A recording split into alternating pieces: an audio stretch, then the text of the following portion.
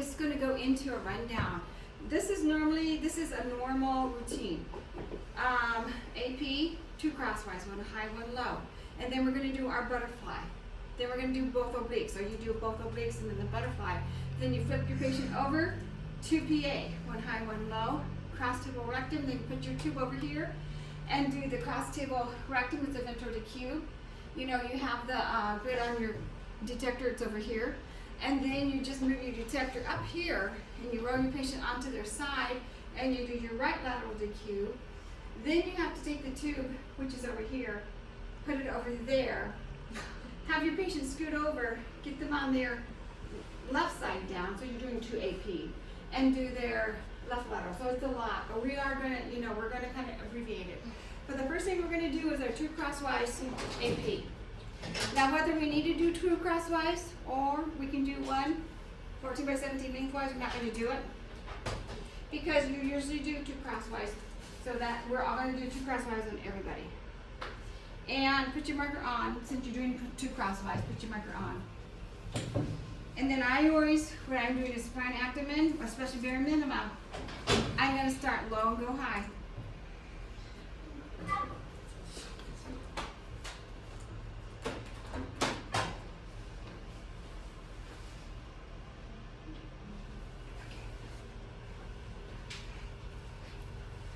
Always find crest because it helps me orientate myself. I'm a below crest, so I know that I have what I need on. And so, and everything's on expiration, so I've got my low. And then I'm going to do my high. And we're thinking splenic flexure. Well, I've got it, right? And I've got overlap on my abdomen. I'm plenty high for my splenic flexure. There's no way I'm going to miss it. So my 2 abdomens done. And now I'm going to do my 2 obliques. So we're going to open this up. This has got to go lengthwise. And our obliques are 35 to 45 degree obliques. We do 2, but we're only going to do 1. So let's do the one where you're away from me. So let's, yep, good. All right, let's come back onto that. I'm looking, that's about my 35. I'm just gonna do this for you. Yeah. Okay, that's good.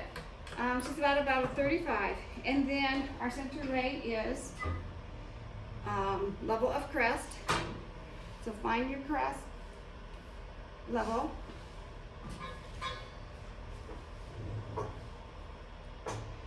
And then mid-sag, 1 to 2 inches lateral mid-sag on the elevated side.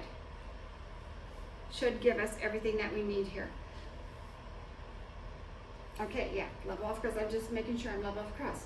All right, and what are we looking at? I'll probably ask you this during your comp. What are you looking at? We're doing an LPO, but we're looking at the upside. We're looking at the hepatic flexure and the ascending colon and the sigmoid on this side. So if we were doing the other one, we would be looking at the splenic flexure and descending colon. So, all right, and then we're going to lay you back down flat. We'll just say that you did the other oblique. You've got to do both obliques. I didn't put my marker on that one though, I just realized. All right, let's scoot your hips over a little bit this way. This way? No, the other. This way. Yeah. So where do you put the marker if you would have put it? Yeah, so that was an LPO. So we put the left marker on the downside. Okay. And I never put it on up, I always put it down here because I don't want to somehow get it in the splenic flexure area. Okay. But the thing is, you often do 2. 1 high, 1 low, because once again you have to have the entire colon on. And that way you can assure yourself you're going to get it without ever having to come back and do a repeat. Let's scoot you over actually to the middle of the table a little bit too. There we go. All right, and now our butterfly. Now our butterfly is an apiaxial butterfly. So we're going to put a 30 to 40 cephalic angle on. And well, let's just do 30 because that's 2 slash marks and there's our 30. In here anyway, that's what we're going to do. Realign to and Bucky. And then mid-sag, 2 inches below aces. I told you wrong in class.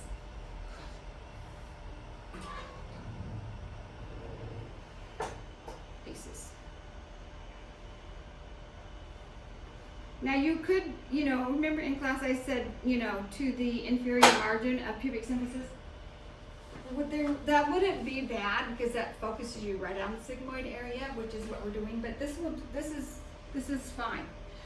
All right, 30 to 40 cephalic angle. Mid-sagittal plane, 2 inches below crest, we're good to go. And so now we're going to do the cubes. And the first one we're going to do, actually let's just do our right and left lateral decubes. So Crest or aces? aces. Okay. I'm really You on a said roll. 2 inches below aces. Oh, You okay. did. I may have said 2 inches below crest at one point, Yeah. and then switched it to aces. It's okay. I'm on a roll today. It's Monday. Yeah. Okay, so now we need to put a grid on our detector. So make sure you say that you put a grid on your detector. And let's get this arranged. Always take that out first because otherwise you're going to get your tube in the way of the bucket. All right, and this will be tabletop, so put it on tabletop. Now we do both obliques, but of course, we're just going to do one. We'll always do both. All right, so I already put a grid on here, but I should have also put my markers on before I put it on the table. So put your grid on, get your markers on, and then mess with the tube. So this is going to be a right lateral decube. She's going to be laying on her right side. So we always mark the side up. So the side up will be her left side. And we need an arrow.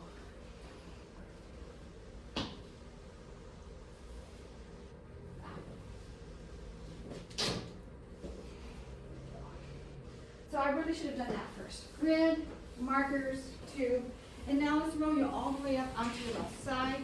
Let's bring you back over, right side. Okay. Let's bring you back over. Yeah.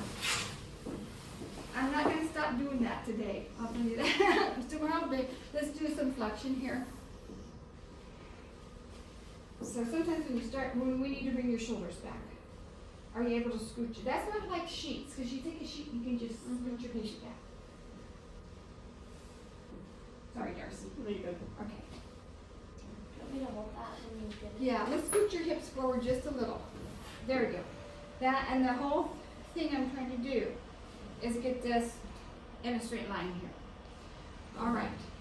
Now we want to be level of crest. So I just kind of get in the neighborhood. All right, now I know what you want that. Can you put level of crest to this Yeah.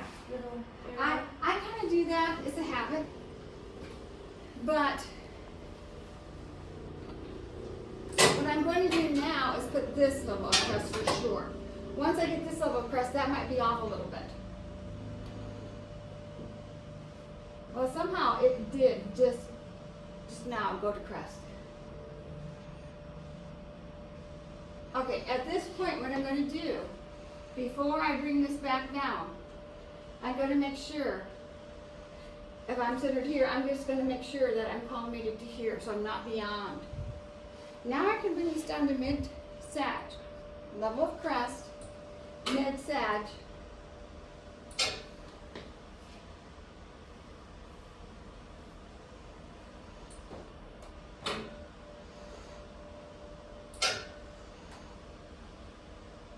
All right, and that is our right lateral decube. So you want sunlight up here? Yeah. Okay. Alrighty, and then I will do the other decube. But what we're going to do now is our cross table rectum. So we're going to lay it on your tummy. And you can get however comfortable you want up here. Is this one at crest too? It isn't, but what you're going to do is column it down to about your 10 by 12. That's about it. And then, yep, we'll just slide that down. But then we want to be mid-coronal, level of aces.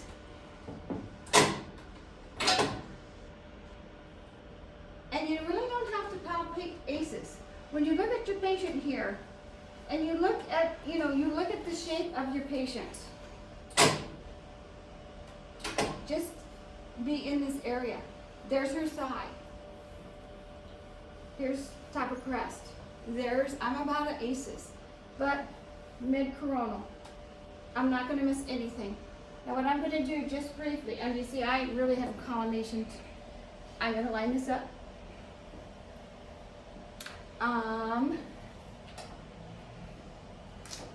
We need to put a right marker on here because this is her right side. And I'm gonna put it about right there. See, this is gonna be in the flush area.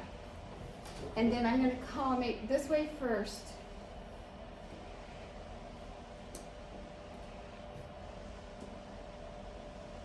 And then down. Should be good. All right, so this is what we call cross tibia rectum, but it is a right lateral projection, ventral decute position. Right lateral projection, ventral decute position. That's how we want to call it, but this is, yeah. All right, and now Darcy, we'll get you out of it.